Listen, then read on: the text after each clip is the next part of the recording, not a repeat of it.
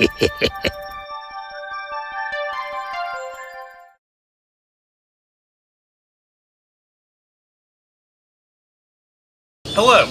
this is my friend Jeremy, Hi. who you've met before, and we're doing a movie review in case you can't tell from the title. The movie we want to review is Creepshow, which I actually already reviewed back in 2012, but I wanted to redo my reviews of the Creepshow movies. Now, Creepshow came out in 1982, and this is a horror anthology film directed by Jordy Romero, who prior to this directed the original Night of the Living Dead and its sequel, Dawn of the Dead, as well as movies like The Crazies and Martin, and the film is also written by Stephen King, a man who really needs no introduction. Stephen King, of course, wrote books like Carrie, The Shining, Cujo, The Stand, It, the Dark Tower series. He's one of my favorite authors. I know you like him too. Yeah. The movie was made as Stephen King and George A. Romero's tribute to the EC horror comics of the 1950s. Back in the 1950s, comic book company EC put out a lot of horror comics like Tales from the Crypt, Vault of Horror, The Haunt of Fear. Now, those comics were already adapted into the 1972 film Tales from the Crypt and its sequel, The Vault of Horrors, and later on they would be adapted into the legendary HBO series. And in a lot of ways, and I don't know if you would agree with this, since this movie was inspired by EC Comics, I kind of look at this as being almost like an unofficial Tales from the Crypt movie in a lot of ways. I also consider this to be one of the greatest comic book movies ever made, even though it's not officially a comic book adaptation. Yeah, I can see why you say that. But what do you think of Creepshow? I absolutely love this movie. It's one of my favorite movies of all time, one of my favorite horror movies of all time, and in my humble opinion, the greatest horror anthology film of all time. I mean, it's got everything a horror fan can ask for. It's directed by legendary George A. Romero. It's written by legendary Stephen King. Got makeup effects by legendary makeup artist Tom Savini. It's got some great stories. It's scary. At times it's funny. It's a big, smorgasbord of horror.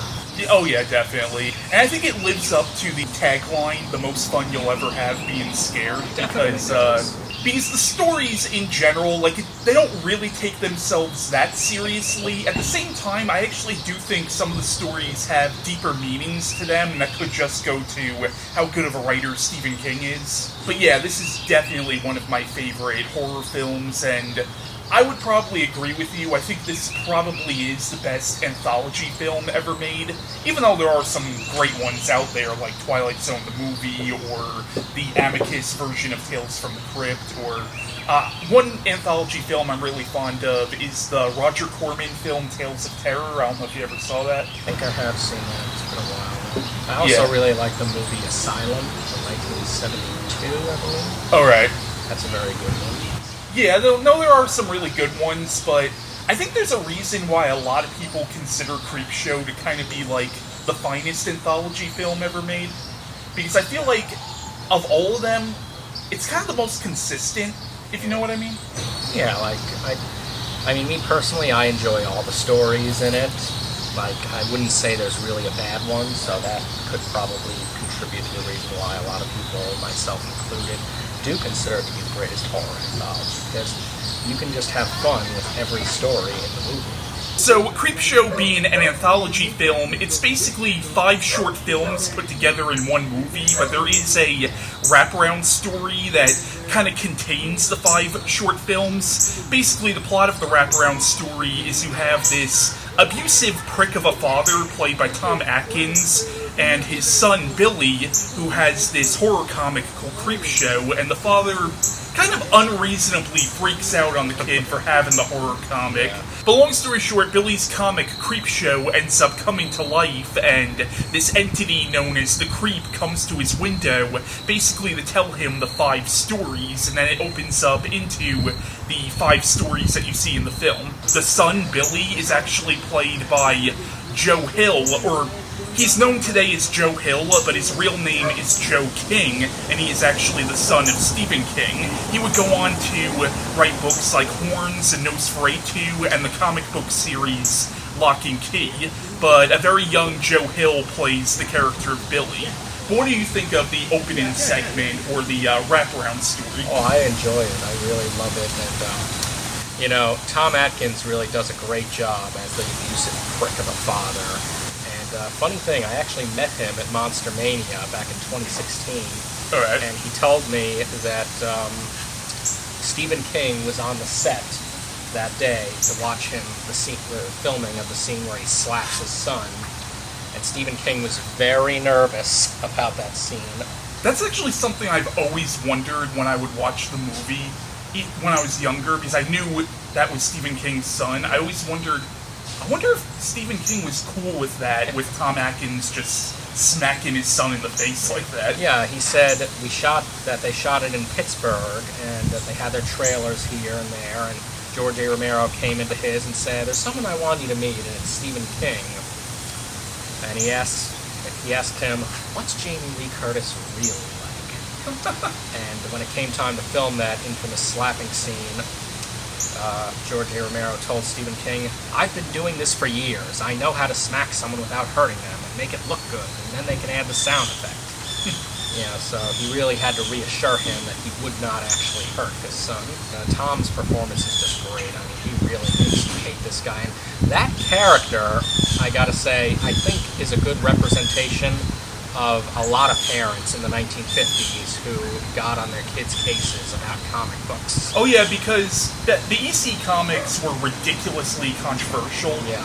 Like, there was some moron going around claiming that they were the cause of juvenile delinquency, Frederick Wortham. I do feel that character was meant to be sort of satirical of how bent out of shape people got with the EC horror comics. Yeah, I mean, even the mother says, "Don't you think you were a little hard on him? You didn't have to hit him." Like, maybe she represents, people like us who are like, "Okay, calm the hell down. It's not that big a deal." Do you see that crap? All that horror crap? Things coming out of crates and eating people, dead people coming back to life, people turning into weeds, for Christ's sake. Well, you want him reading that stuff? Well, no. Then don't worry, I took care of it. That's why God made fathers, babe. That's why God made fathers. Every time I watch that scene, I'm always reminded of when I was a kid and people got on my case for reading horror comics or horror novels and watching horror movies. In fact, I suppose I can tell this story. In 7th grade, we were having a party in our class one time, and I was reading It at the time, and I thought, oh, what a great way to be social. Why don't I get on up there in front of the class and tell them about what I'm reading? Which I did. And, at the time, I really didn't think there was a big deal about it. I was just sharing what I was reading. But then they brought me into an office, like, sometime later to say, that wasn't appropriate, and you can't share inappropriate material with other kids. The other students can't take it or whatever. And I just thought, okay, fine, I won't tell the other kids anymore. Unfortunately, it did not end there, because then the school went to my parents and basically told them to force me to quit horror. No more horror comics, no more horror novels, no more horror movies. Basically, they forced me to quit it cold turkey for a few years, and let me tell you, I did not appreciate that at all. Well, that wasn't the school's place to do something like that. I agree. Yeah, but bottom line is, yes, that scene kind of sometimes reminds me of that. I just want to mention that the scenery, when the dad goes outside to throw away the Creepshow comic book in the trash, is just perfect. It's dark, there's a storm, and you hear the creeps laugh kind of ominously as he's throwing it out of you. It's such a perfect setting of the mood. And, you can see the father's kind of creeped out, but, I guess you could subtly kind of tell he kind of just shrugs it off, which obviously is a huge mistake. And I gotta say that when the creep first goes to Billy's window, he looks amazing. The design on him is great. And I also love that quick, snap change to animation. That's just a brilliant effect.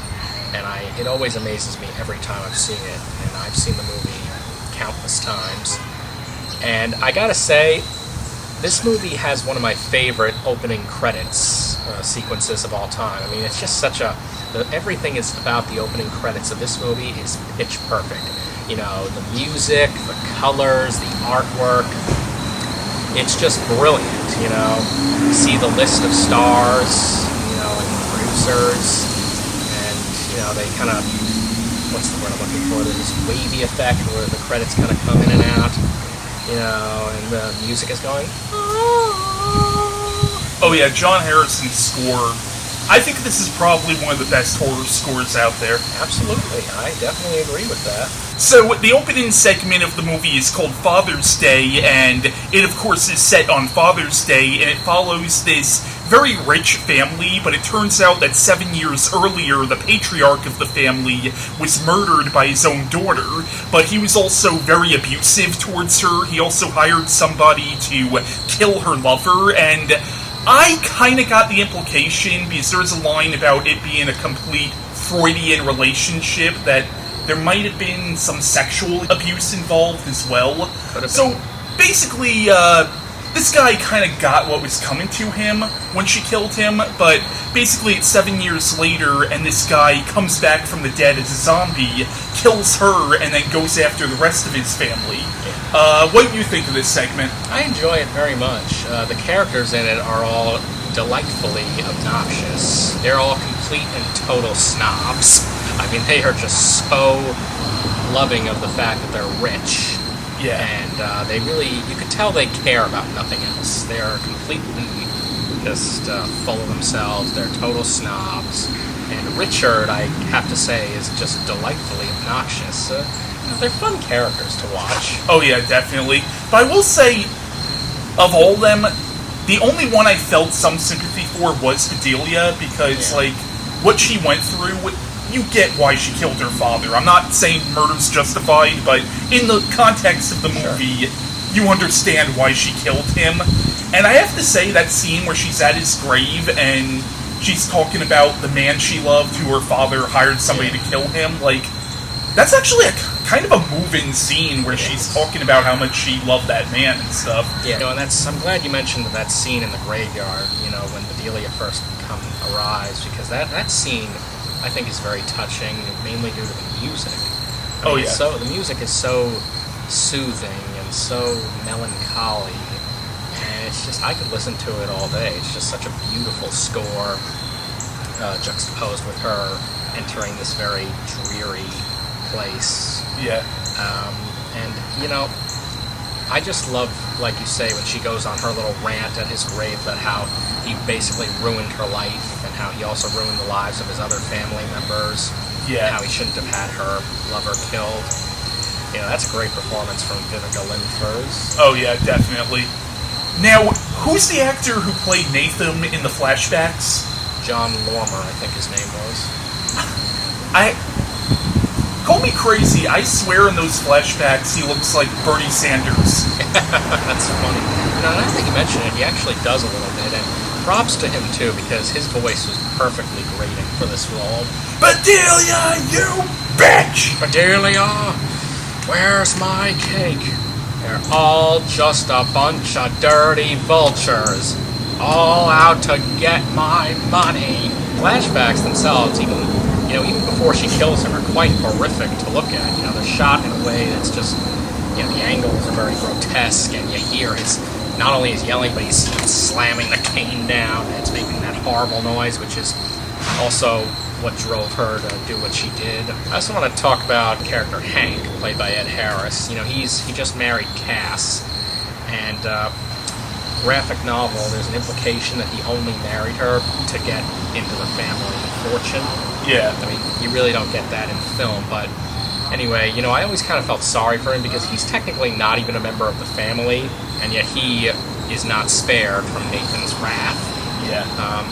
And the character, although this is a very subtle thing that happens in the movie, but I think it speaks volumes when you really think about it. When he goes out into the cemetery to look for Aunt Bedelia, he strikes his match to light a cigarette on one of those little angel stones in the graveyard, and I'm like, oh yeah, that's totally classy. Just use that someone's gravestone to strike a match. I mean, I think that's just a tiny sort of subtle example of how he really just doesn't care about this, family, and that he's only kind of there for material gain. Yeah. Funny thing, I should mention the character, because I actually met Ed Harris and got him to sign my Creepshow poster, and also a little photo of him in Creepshow. And this was when he was doing this off-Broadway show called Buried Child. I also wrote him a letter, and I got him to answer some questions, which I was honestly shocked that a star of his caliber would take the time to answer them. And some of the questions were about Creepshow, and I'll read the answers to you now. I asked him, how was your death in Creepshow filmed? He said, don't recall, but it was fun. I asked him what working with George A. Romero was like. He said, I loved it. And I asked, did you ever meet Stephen King on the sets of Creepshow and Needful Things? And if so, what was he like? Yes, good guy, he said. So that's pretty cool, I think. Yeah. And he does a great job in the movie. And I also just want to talk about the scene, back to the scene in the graveyard with Bedelia. I read in the IMDb trivia for this movie that the reason Nathan may have come back to life was because she, if you notice, she spilled her whiskey onto the ground. And I forget what the particulars of it are, but there's something about whiskey that's supposed to, I guess, have supernatural powers, if you will. Okay. Yeah, and when his hand bursts from the ground, that's an amazing just shock. Oh, yeah. It shocked me when I first saw it. And it's an amazing effect, too, from Tom Savini. Yeah, the suit that the actor's wearing is terrific, and, he's horrible looking. He's just, he's been decomposed down to his skeleton, and there's dirt covering every crevice, and there's maggots in his eyes. It's quite an ugly sight. Yeah. And his voice is also just, I said his voice was grating when he was alive, but after he died, it became much, much worse. Where's my cake, Bedelia? Where's my cake? I want it. It's mine. And let's also talk about Sylvia. I like how, she talks in that very cool, calm, soothing tone. Yeah. Even when talking about this grisly crime that her aunt committed. Yeah.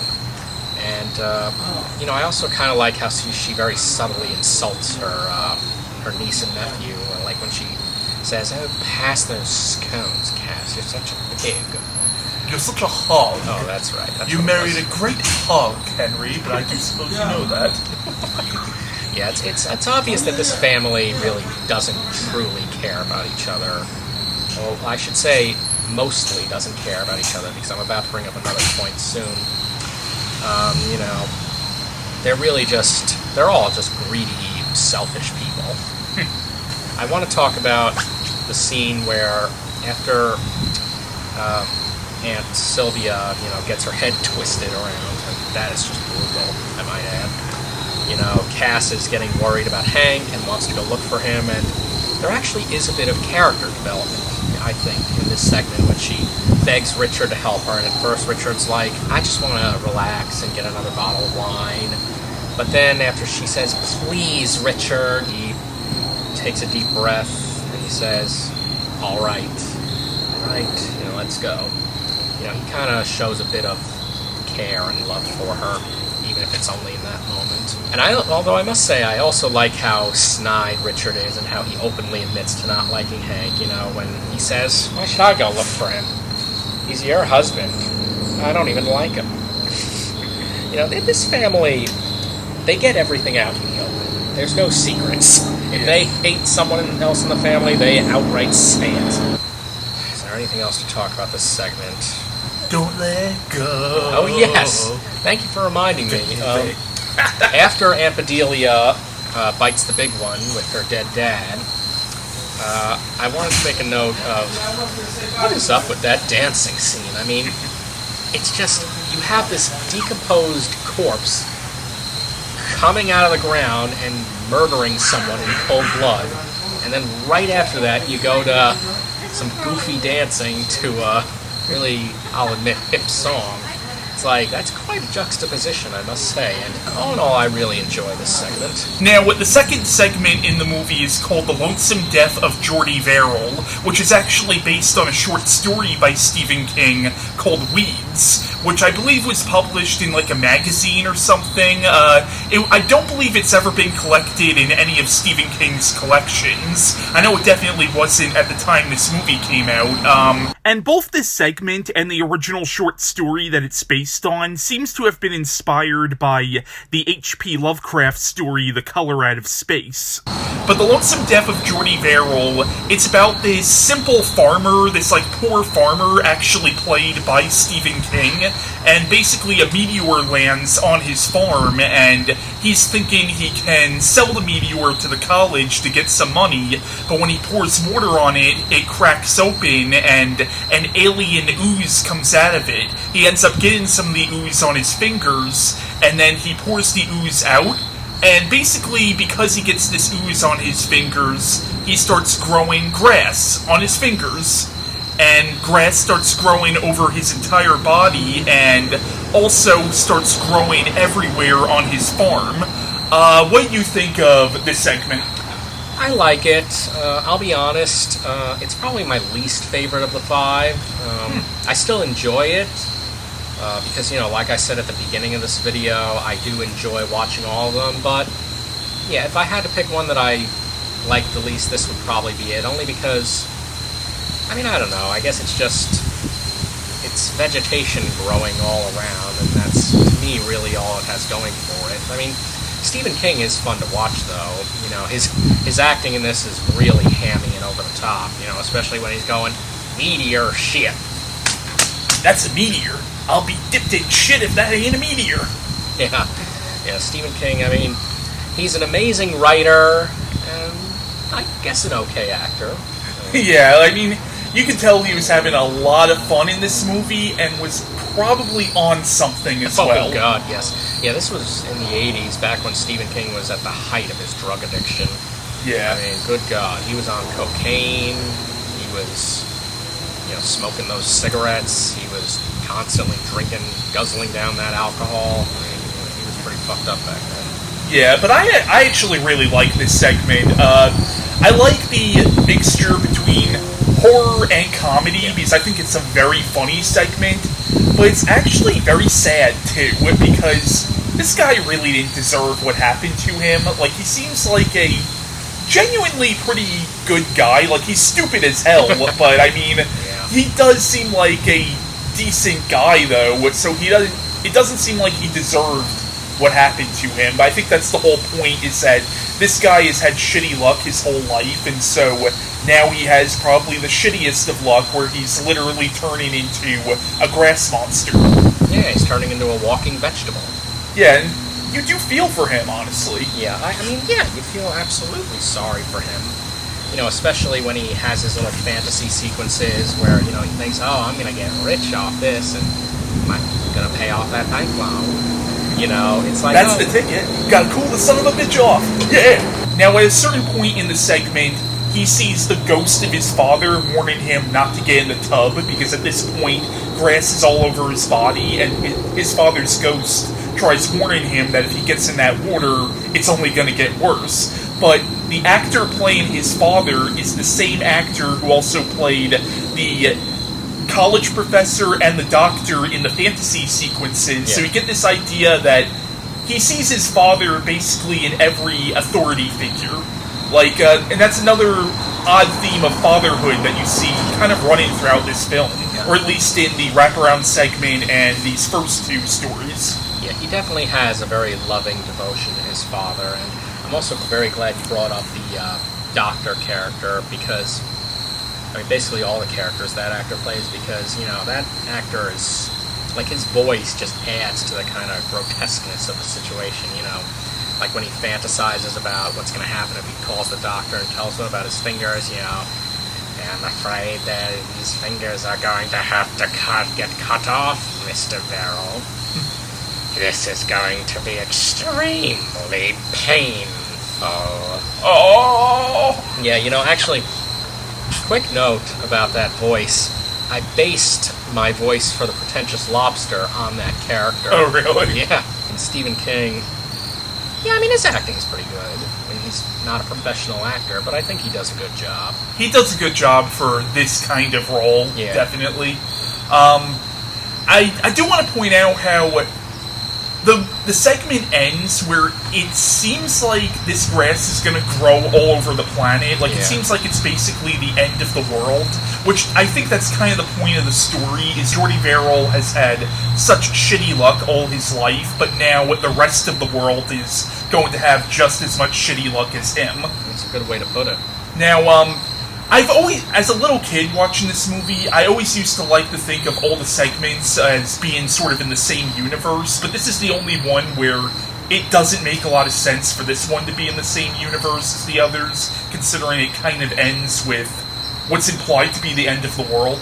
I guess if you wanted to tie Creepshow in with Stephen King's Dark Tower mythos, you could say that the lonesome death of Jordy Verrell is taking place on a parallel Earth. Yeah, I mean, I personally never saw them as being in the same universe, but that is a good point. Yeah, I always just saw them as very separate stories and very separate continuities. All right. That's just me. And Stephen King, you know, he's such an amazing writer, and I had the pleasure of meeting him 6 years ago in 2014 at a book signing, and I'll never forget, I told him, you know, I always loved your books, even though they got me in a lot of trouble at school, and I remember him laughing. And that's nice that I was able to make him laugh. I still think it's ridiculous that you got in trouble for those. I really do. Thank you. I agree. And we also have to mention the scene where Jordy looks down his pants and says, "Oh no, not there!" I love when he calls himself a lunkhead. Jordy Verrell, you lunkhead. Yeah.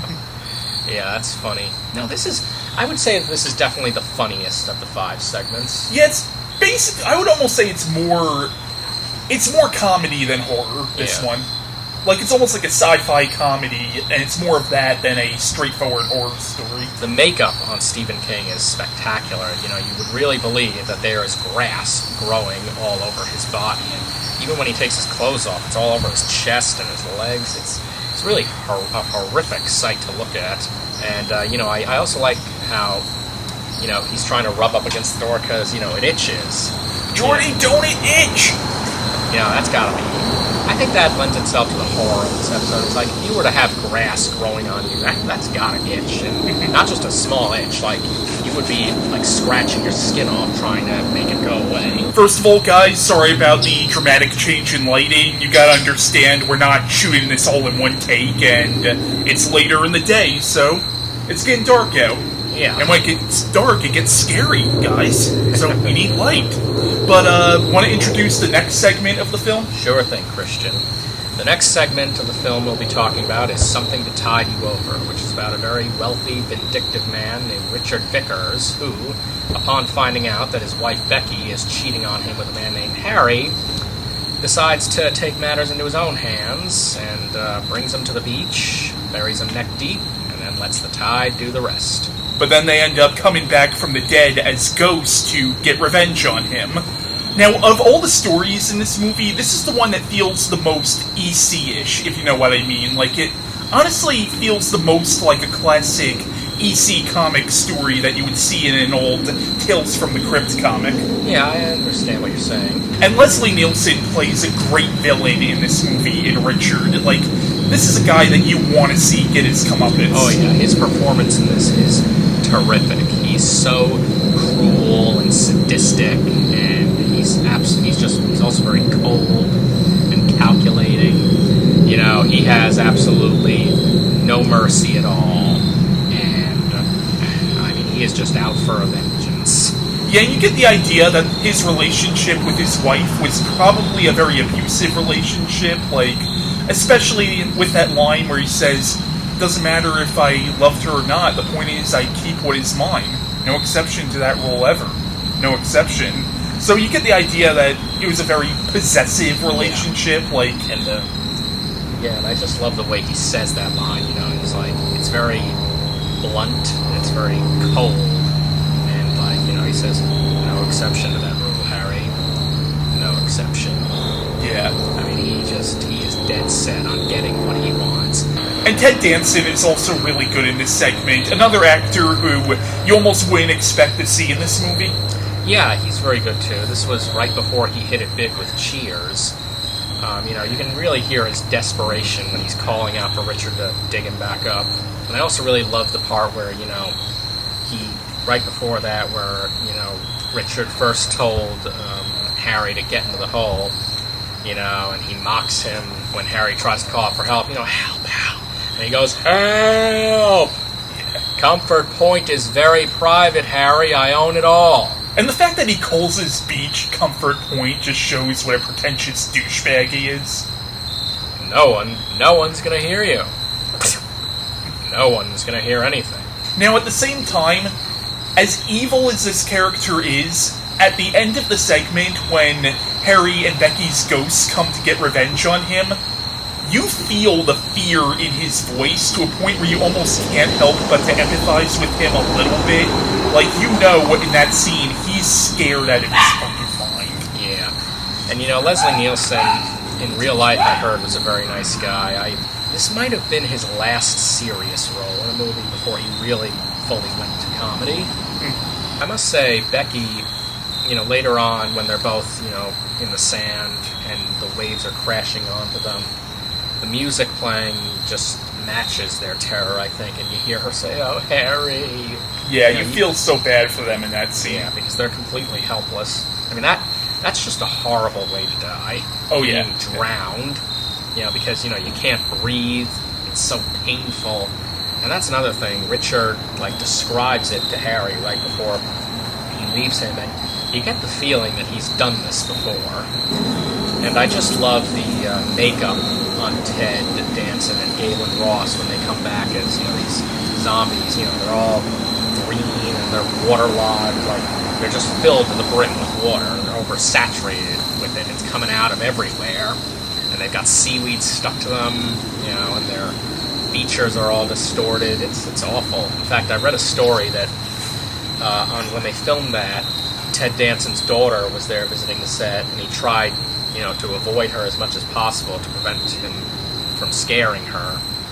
And she found him, and then she just said, "Hi, Dad." This is a very good segment. Very good. Because a theme you notice in Creepshow, with the exception of the Jordy Verrell segment, almost all these segments are about bad things happening to bad people. Essentially, they are morality tales, and this is the one that I think perfectly exemplifies that. Yeah, I would agree.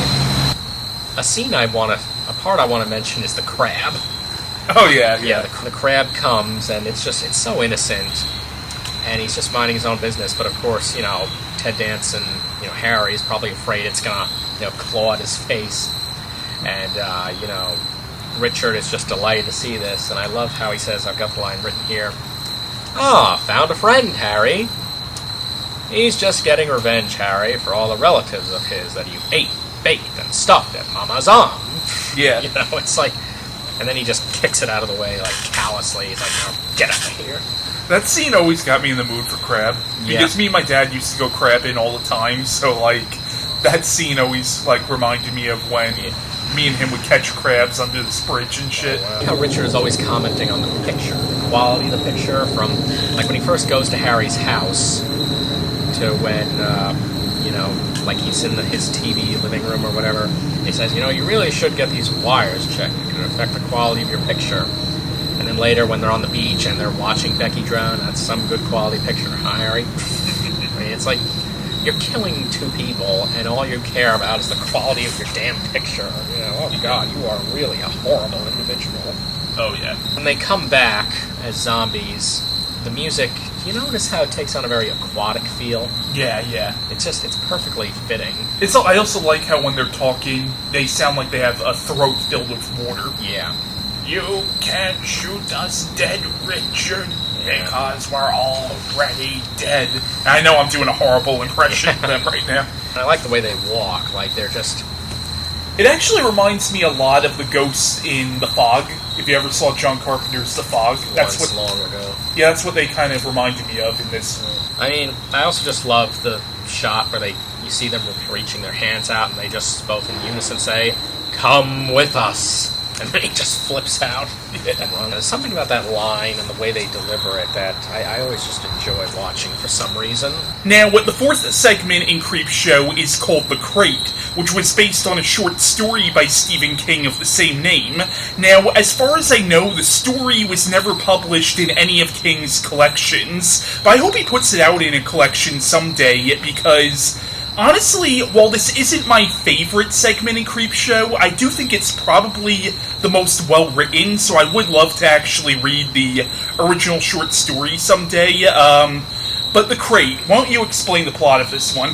The plot of The Crate is a professor finds, along with the help of the janitor, finds a crate with some very mysterious and deadly cargo in it. Meanwhile, another professor is forced to deal with his emotionally abusive wife, and then finds a very interesting way to get rid of her. This is a great segment, it really is. And this is the one that I feel has some of the best subtext, because I feel the monster in the crate definitely represents the ugliness of Henry and of Dexter. Like, the monster definitely represents Henry's desire to kill his wife, and Dexter's own issues with women. There's a lot of things that are left unsaid in this segment, although you can definitely read them on the characters' faces. Like, I mean, at the opening party, you know, the faculty party they have, and Wilma's just making a big, you know, embarrassing Henry. You can see on both Henry and Dexter's faces the look of scorn and disgust. Yeah. You know, especially on Henry's, you can tell that he's a very miserable man. Oh, just call me Billy, everyone does. And Adrienne Barbeau does an amazing job as Wilma. I mean, she's just perfectly bitchy, perfectly nasty.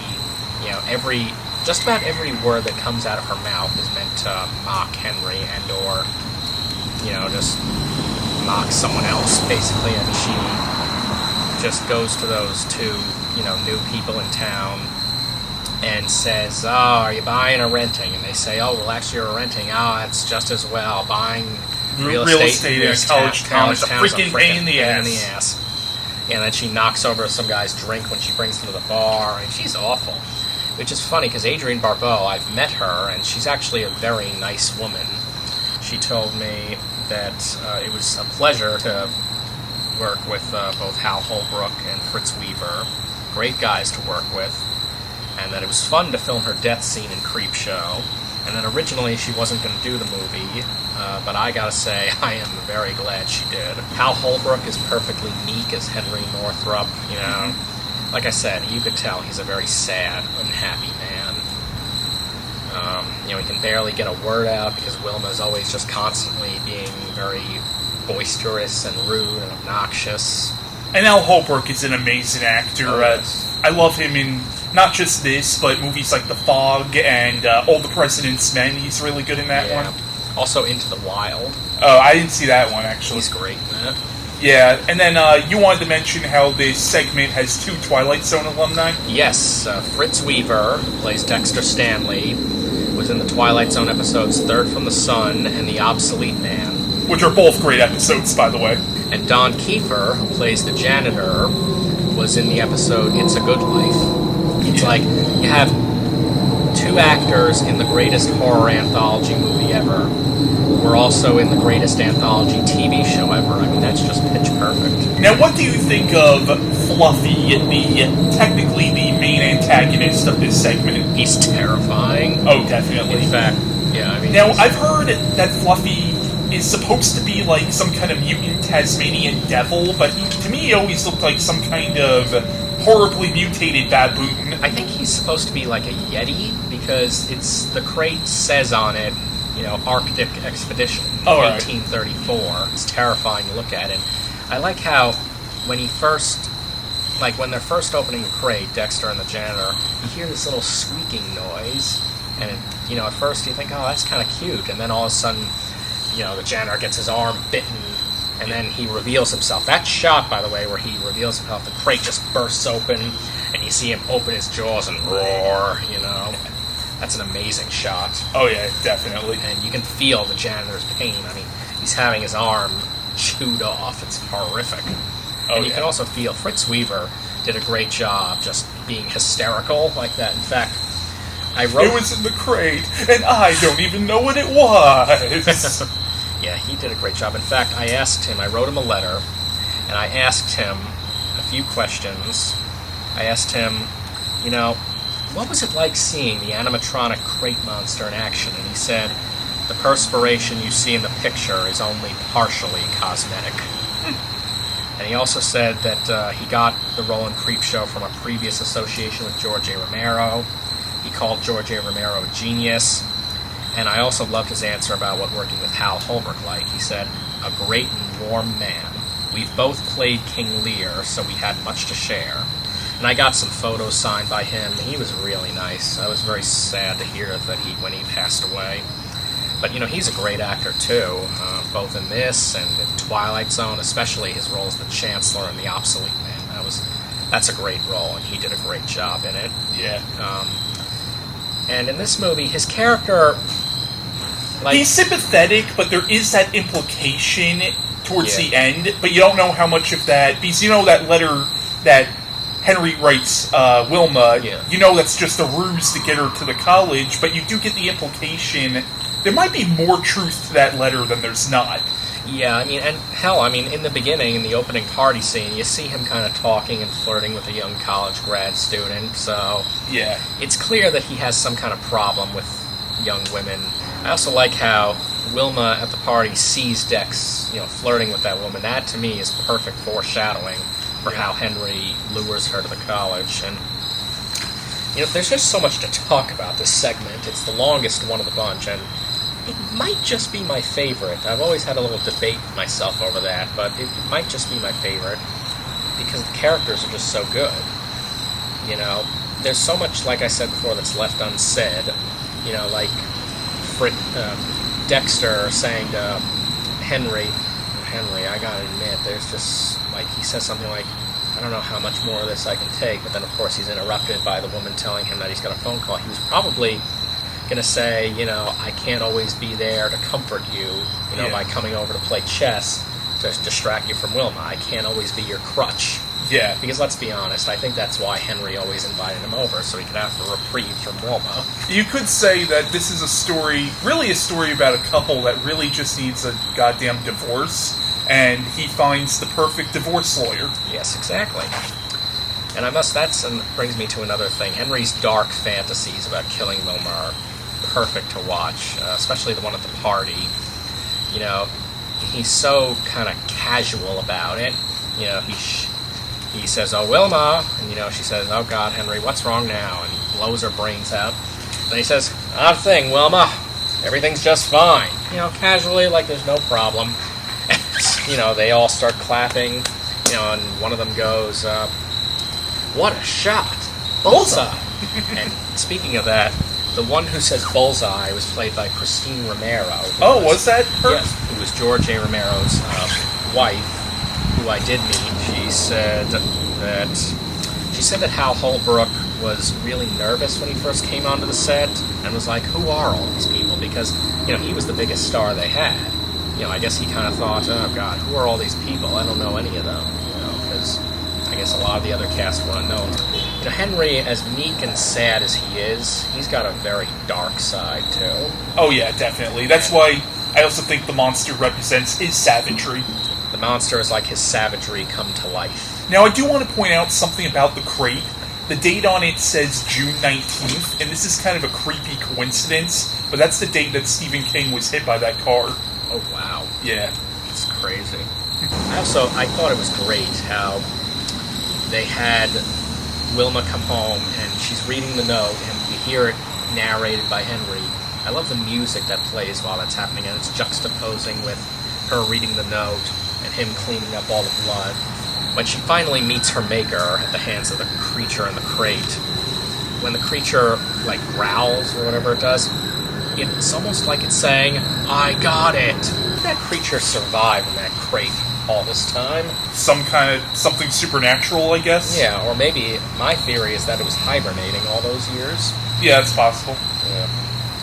And how I mean, how did it exist in that crate in that school without anyone noticing it? I mean, there must have been other janitors since 1834 who've been cleaning that, but, I mean, maybe that's just something you gotta suspend your disbelief on, I guess. Yeah. I mean, I make the argument that this segment has the happiest ending of the bunch. I guess. I mean, yeah, the creature does start to come out of its crate when it's in the water, but, I mean, it doesn't know where Henry and Dexter live, and, you know, they're happier now, especially Henry, since he got rid of Wilma. You know, and in the end scene with Henry and Dexter in the study, you know, Henry actually seems much more relaxed and confident now that Wilma's gone, so he's definitely the better for it. Hal Holbrook and Fritz Weaver were just great actors. You know, and George A. Romero, when I met him the second time, had a lot of great things to say about them.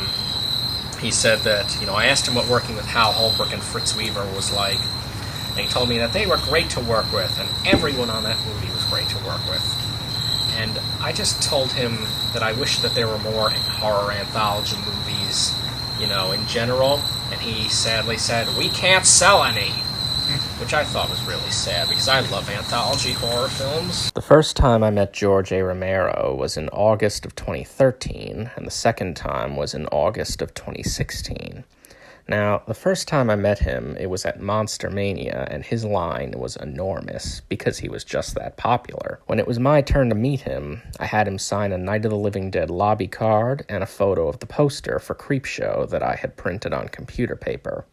This was back when I printed the photos at home on computer paper instead of on better quality paper at Costco, and I must say, times sure were different back then, because there is no way in hell that I would pay to have a piece of computer paper signed today. But anyway, he was extremely nice, and when he signed the Creepshow photo, he noticed that there was another signature on there, and I told him that it was Leslie Nielsen's, and he said, oh, he was a great guy, and I miss him. One thing I have to mention about George A. Romero is that he was one of the nicest celebrities you could ever meet.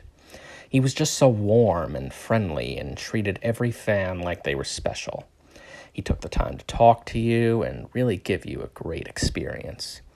You can tell what a nice guy he was just by looking at the photos my dad and I took of him, especially this one that my dad took at Monster Mania in 2013, which he actually smiled for. I'll always cherish all the autographs I got from him, especially the photo I got signed of him on the set of Creepshow that I later added Tom Savini to. I also remember after meeting him for the second time in 2016, my dad and I were on our way out of the convention, and we happened to see him coming back from his break.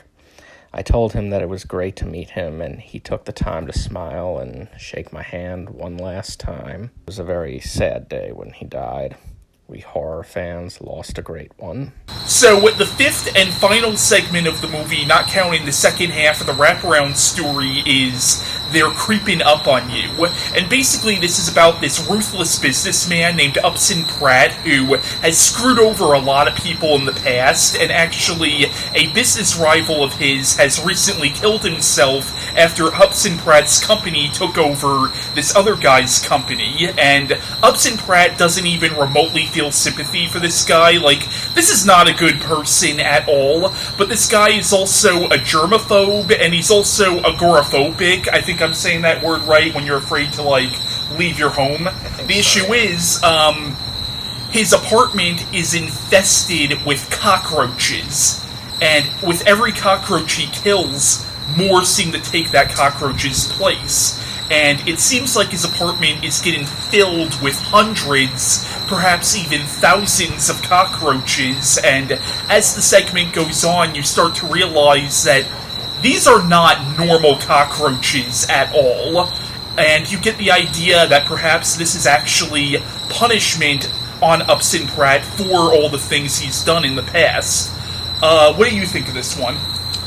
Well, I can tell you that it's definitely the one that scares me the most, because I hate bugs. It's not my favorite, but it's definitely one that I'm not going to say enjoy watching, because it's definitely not enjoyable seeing all those disgusting cockroaches, but it's, I guess it's a good one to watch if you want to really be scared, and if, it scares me. when I was younger, this wasn't my favorite, but as the years have gone by, now I can honestly say this is my favorite segment in this, because I actually think there's a lot to analyze with this one. Like, it's more than just a short film about a guy being attacked by killer cockroaches. There actually is a lot of subtext in this one. Like, I think it's really interesting how in the movie he refers to, when he's referring to bugs, he's not just referring to the cockroaches. He's also referring to people he views as being beneath him. And I also think this segment has a lot to say about things like classism and racism and, like, corporate corruption. And there's also, you get the idea that these cockroaches might actually be a manifestation of the spirit of the guy who recently killed himself. That is one implication you could get. Or maybe this is actually God's punishment on him for all the people he screwed over in the past and driving this man to suicide. Yeah, Upson Pratt is definitely a very cutthroat scumbag, although I must say I did enjoy a lot of his very dark sarcasm throughout the segment, especially, you know, when the wife of Mr. Kassenmeyer calls, you know, he joyously shouts out, "Mrs. Kassenmeyer! How are you?" You know, and, you know, she's tearfully saying about how he came home depressed after he took over his company. He went upstairs, and then I heard the shot, and all the while Upson Pratt is pretending to play this violin and mock sympathy. He's just a horrible person. Yeah, despicable human being in this. Yeah.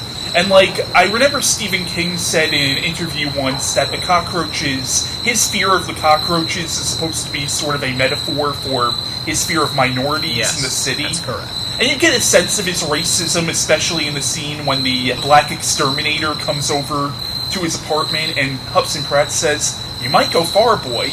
I noticed in service jobs, people like yourself often do. People of color." Yeah, he's pretty racist, alright. And I love how he has no conscience whatsoever, because like I said, he's just loving every minute of Mrs. Kassenmeyer detailing her husband's suicide to him.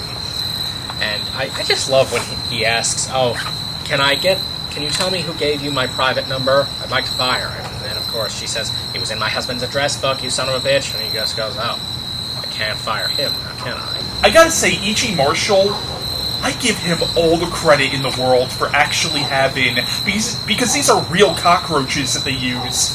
I give him all the credit in the world for actually having these things on him during the filming of this. Yeah, Christine Romero told me that he had absolutely no problem and was perfectly alright with being covered in cockroaches, which is just an amazing feat for an actor, I think. Yeah, and the metaphor about his fear of the bugs being also about his fear of minorities, that's, I think, most evident when he's looking out his window, you know, staring out at all the smaller buildings, basically looking down at the people who he considers to be beneath him, looking down on them.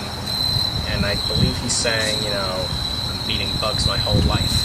Yeah. You gotta watch out for them, as they creep up on you. And I especially love the well-timed second message from Mrs. Kassenmeyer when, you know, he thinks he's escaped, but into his safe room, but the bugs have infiltrated it, and she just goes, "I hope you die," and that's when he has the heart attack, and then they go into his body, and it's... Yeah. I also like how she tells him that she hopes that he gets cancer in the worst place. Yeah. I mean, she really hates this guy, and with good reason. Oh, definitely. I've kind of gotten the implication that perhaps the roaches aren't real and just a fragment of his guilty conscience, but the very end, after he dies, kind of implies, no, this was all real. Yeah. I mean, should we talk about that? Go ahead. Oh, man, this has one of the best... I mean, it's not really a death scene because he's already dead, but... I mean, that scene, you can't not talk about that scene. You know, when after he's had the heart attack and he's fallen to the floor, you know, the lights go out, and then they come back on, and the music from the jukebox starts playing, and the apartment is all spick and clean again, you know, it's completely white, just as it was at the beginning. And, but you see him lying there, dead, in the safe room, and you hear the sound of that attendant saying, Mr. Pratt, and then you hear, "What's the matter, Mr. Pratt? Bugs got your tongue?" And yeah, you could say that because, like, it starts out slowly with a little bit of blood coming out of his head, but then you see his body start to kind of heave in and out, and then all of a sudden you see them come out of, like, I think it first starts with one coming out of a crack in his chest. Yeah. And then they start coming out of his mouth, and then they burst from his chest, and it's just, it's a horrible sight to behold. I mean, as much as I hate the character, I always pray that that heart attack he had killed him before they entered his body. Yeah. I really do. Even though he's such a scumbag. Yeah, because can you imagine how painful that would be to have those things eating you from the inside out? Yeah.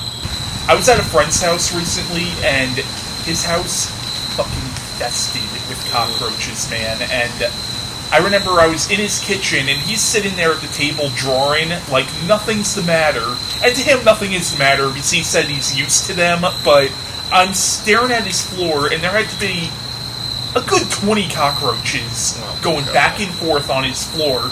And, like, he's just sitting there drawing, like nothing's the matter. And I'm sitting there at his kitchen table staring in abject horror at these Lovecraftian beasts crawling around on the floor. I also think it's interesting how he refers to them as bastards, as if they're people. And that's another thing that's really interesting about it, is when he's referring to bugs, he's being both literal and metaphorical, because he's referring to both the roaches and people he views as lower than him. Right. I think it's a great segment, because there is a lot to talk about with this. There's a lot to analyze, other than it just being a story about flesh-eating cockroaches. Yeah, I agree. I mean, he is a racist asshole, and yeah, he does see people who are beneath him as bugs.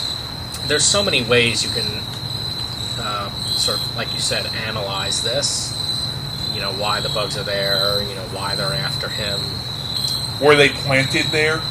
But even if they were planted there, these are clearly not normal cockroaches, because last I checked, cockroaches don't eat human flesh, There's clearly something supernatural going on. Yeah. And then the movie ends with the second half of the Wraparound Story, where Billy gets his revenge on his father via a voodoo doll that he sent away from an ad in the Creepshow magazine. And you also get an interesting little cameo from Tom Savini as a garbage man. But what do you think of the second half of the Wraparound segment? I absolutely love it. It is the perfect revenge. Billy gets the revenge that he absolutely deserves, and the father gets his comeuppance, which he definitely deserves. And yeah, Tom Savini also has a great cameo. I've met him twice, and he was very nice. He told me that Hal Holbrook was great to work with, and that he was one of his idols. Tom Savini is one of those people where I met him once, and he was nice when I met him, but I've also heard a lot of horror stories about him. Yeah. Like, I've heard there have been negative fan interactions with him. Oh, absolutely. The first time I met him, this was back in 2010. Wow, that was 10 years ago now. Yeah, he was kind of standoffish. I remember asking him if it was true that he turned down doing the makeup of Friday the 13th Part 2 in order to do the makeup for The Burning, and he just bluntly goes, "Yeah, that's true," like in a very quick way. I mean, he answered my question, but his mood and attitude was kind of standoffish, like sort of like he didn't want to be bothered, even though I was paying him for an autograph. But the second time I met him, he was great. And, like I said, he told me about how Hal Holbrook was great to work with, and that he was one of his idols ever since he saw him in Mark Twain Tonight. So he was great the second time. Very chatty, very warm and friendly. It was like two totally different people. But, any closing thoughts on Creepshow overall? Well, as I've said before, it's just the greatest horror anthology of all time.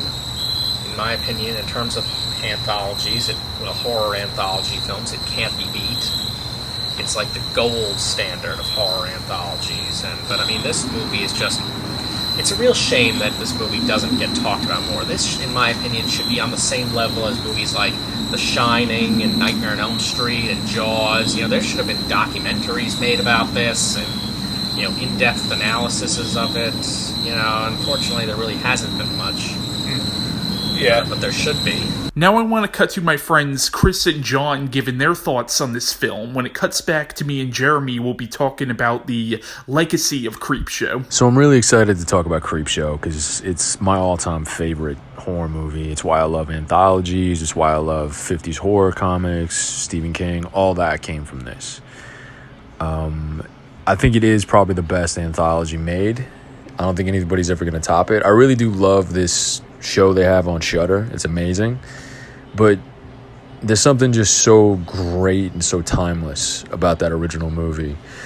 And I think it was just the collaboration between George and Steven that really helped. And the fact that they went all out, it wasn't just a straightforward horror movie. It was like a colorful, kind of overlit, overdone movie in terms of aesthetics. There's even certain moments where they just flat out replicate comic book panels, which was so cool to a nerd like me. But I remember distinctly was watching the Father's Day scene, the part where Nathan comes out of the grave and attacks Bedelia. I was 5 years old watching that in my living room. It was just randomly on TV. And it just I was like, what the fuck is this? I was so weirdly fascinated by it. And I didn't even see it again until I want to say I was high school age, somewhere around that. But yeah, I think it influenced a whole generation of horror stuff and a whole generation of people who love horror. And I mean, the strongest anthology is always helped by the wraparound. And this one had a really short but really cool one with Billy and the Voodoo Doll. A good example nowadays of something like this would be VHS, where it's all the different VHS tapes that they go back and forth between. But the problem with those movies is the wraparounds kind of suck. The stories themselves are awesome, but the wraparounds suck. But yeah, Creepshow had a really simple one and nailed it right out of the gate. I love Hal Holbrook. This is probably his most underrated movie. I love Fluffy. He's adorable, especially when he's eating people. I think, honestly, though, the most underrated segment is Something to Tide You Over with evil Leslie Nielsen. Just the brutality of his psychopath, the psychopath that he plays in that segment. I really think it's Steven at his best, that character. Because he's just a brutal, mean fuck. And that's kind of what true horror is people who just don't have empathy, which is something that a lot of people probably don't think about when they think of this movie. They think about Fluffy, or they think about Nathan, or the Cockroaches and all that. But yeah, I think Leslie is the most underappreciated part of this movie, and it's a classic, and it always will be. Hello everyone, this is my review on Creepshow from 1982, directed by George Romero for Christian's channel. What I love about Creepshow is it's an anthology horror film with 5 over-the-top and yet very funny stories. I also love it how it pays tribute to the EC comics back in the 50s, as if the comic book came to life.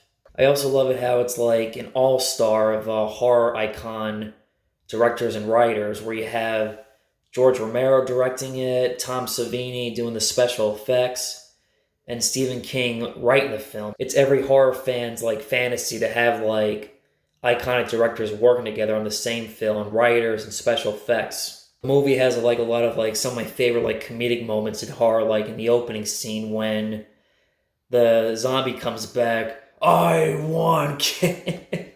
I couldn't stop laughing at that scene. Also, it's hard to believe that Stephen King was acting this film, because here's a guy who has written some of the scariest horror stories ever, and he's playing a character that's over the top, and a combination of Jim Carrey and Jerry Lewis combined. The Crate story from the movie is probably my personal favorite, because Adrienne Barbeau is such a bitch, because you can see why her husband just fantasizes about killing her. Because Leslie Nielsen, who we all know as a funny guy in Airplane and the Naked Gun films, But this movie is an example of showing how that he's really more than just a funny guy. He really could be a serious actor if he had to. And boy, this movie really shows because he is really scary.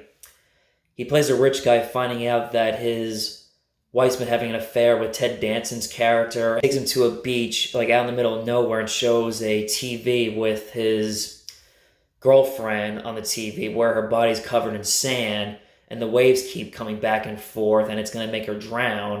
And he does the same thing to him as a way of revenge against both these two for betraying him. They come back, they do the same thing to him, but they come back as like Gillman creature zombies, and it's just so like funny, cool, and awesome. In the end, he gets what he deserves. Sometimes I wish they made more like anthology horror films like this.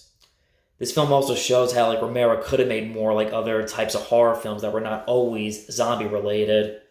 But I guess maybe the studios like typecast him for that, thinking that he was only just like a zombie horror director, not realizing that there was like more than what he could have done. Creepshow is a fun, scary horror movie and a must-see for all horror movie fans. Now, the same year as Creepshow, Stephen King actually released a comic book adaptation of this movie that was illustrated by the late, great Bernie Wrightson, and I let you borrow the comic recently. What do you think of it? I liked it. I will admit I enjoyed watching the movie more, but I think this was a pretty fun read. You know, there's some differences between the comic and the film. In the comic, you get a little more insight into what the characters are thinking. Yeah. And also, there's no prologue or epilogue in the comic. You know, the parts with Billy and his dad, that's what that is gone. And, yeah, some things are different. Like in the Father's Day segment, in the comic, I got an indication that Bedelia felt a little more remorse for murdering her father than she did in the film. Also, in the Crate segment, you definitely hear a lot more of Henry just wanting his wife to die. I think I do want to mention that the comic did very well in the They're Creeping Up on You segment.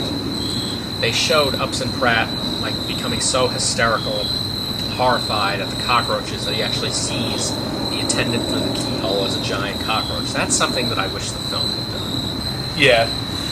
It's an enjoyable comic, but I will say it's almost more of a novelty for people who have seen the movie, as opposed to something that works as like a standalone piece of literature, you know what I mean? Yeah. But I do recommend the comic if you can get your hands on it. Now, Creepshow did spawn a sequel in 1987, and I've heard conflicting things about whether or not the anthology series Tales from the Dark Side was meant to be a Creepshow spin-off or not. Yes, I remember asking George A. Romero if Tales from the Dark Side was meant to be a spin-off of Creepshow, and he said that it wasn't.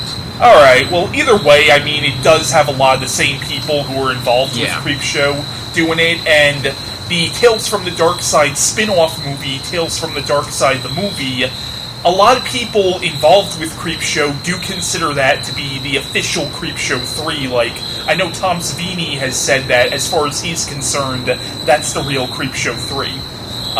And there was a movie called Creepshow 3 in 2006. The less we know about that movie, the better. And recently on Shudder, there's been a Creepshow series. Have you seen that? Yes, I have, and I like it very much. Alright, I haven't seen any of them yet. So that was our review on Creepshow, and our next movie review will be on Creepshow 2.